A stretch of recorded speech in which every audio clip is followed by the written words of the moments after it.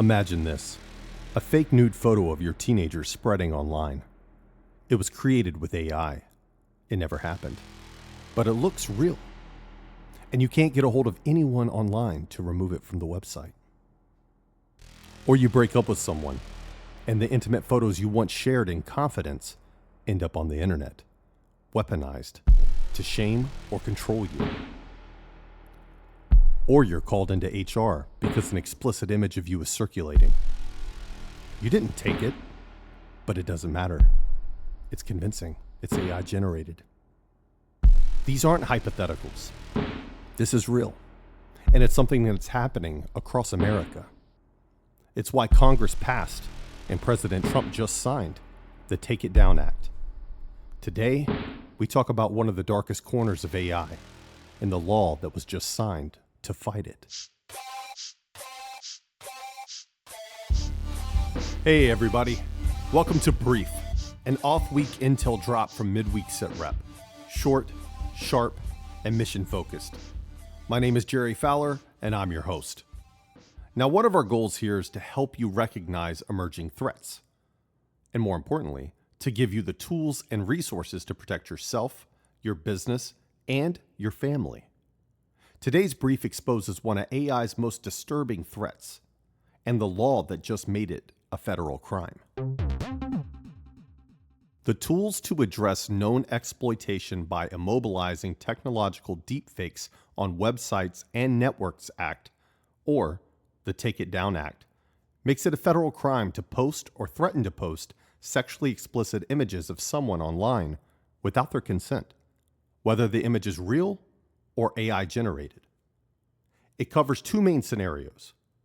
For adults, it criminalizes the non-consensual sharing of intimate images that were created or obtained under an expectation of privacy and shared to cause harm.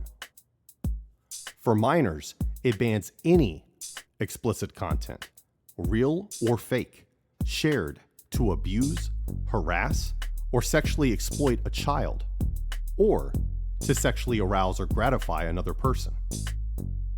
The law also forces online platforms, so that's your public websites, apps, social media sites that host user content, it forces them to set up a clear takedown process, remove reported images within 48 hours of being notified, and if they don't, they could face serious legal consequences.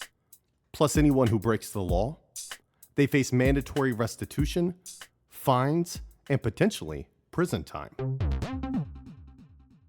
So you may be wondering, why was this law needed?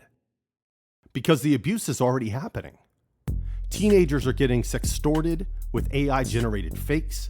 Ex-partners and classmates, they're using deepfakes and deepfake apps to harass and humiliate. And criminals are building fake explicit profiles of people to blackmail them or to ruin their lives. Now, these aren't rare stories. These are growing fast. And the victims often had no legal recourse, especially if the image was fake. Now, with this law, it doesn't matter if the image is AI generated or real. If it's non-consensual and abusive, it has to come down.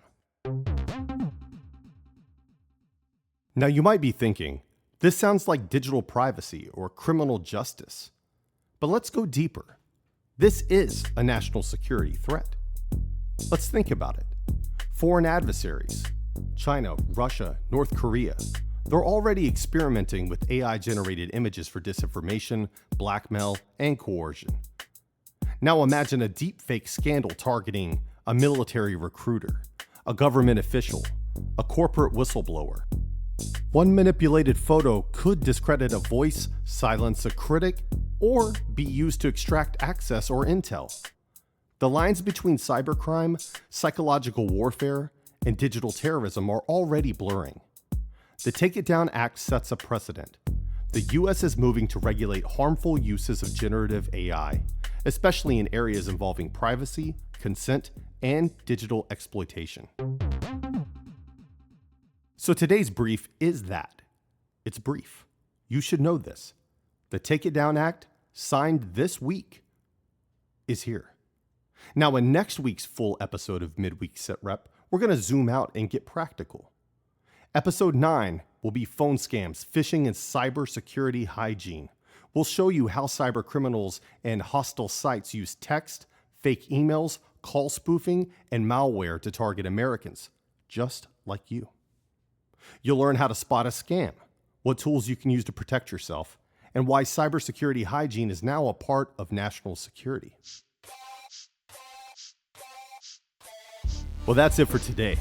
If you enjoyed this brief, make sure to subscribe, share, and stay engaged.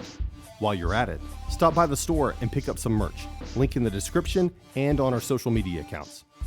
I'm Jerry Fowler, and remember, everything is national security. See you next time.